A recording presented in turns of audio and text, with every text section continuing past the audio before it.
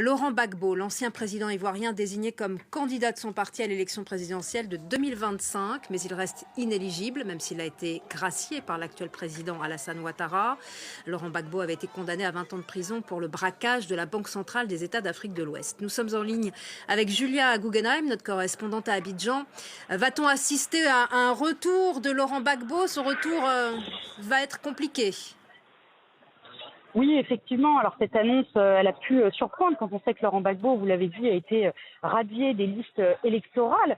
Le parti, le PPACI, essaye peut-être de surfer sur la vague de la dynamique actuelle. Le président Alassane Ouattara a en effet gracié 51 prisonniers fin février, dont beaucoup étaient liés à l'ancien président Laurent Gbagbo et avaient été condamnés pour des crimes commis pendant la crise post-électorale.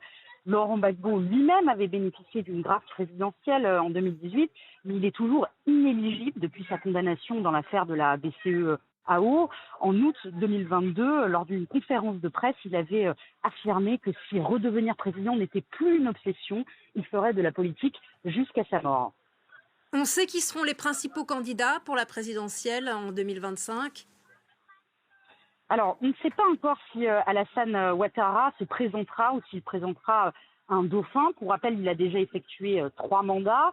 La Constitution qui limitait le président à 2 mandats a été amendée pour les élections de 2020, ce qui aujourd'hui lui permettrait de facto de se présenter une 4e fois.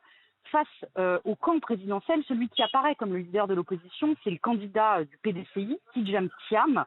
L'ancien patron du Crédit Suisse a été officiellement investi par son parti à la fin du mois de décembre 2023.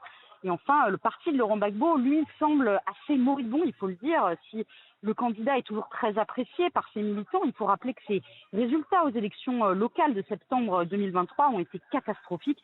Le parti n'a remporté aucune région et seulement 2 communes sur les quelques 200 que compte le pays. Merci beaucoup, Julia.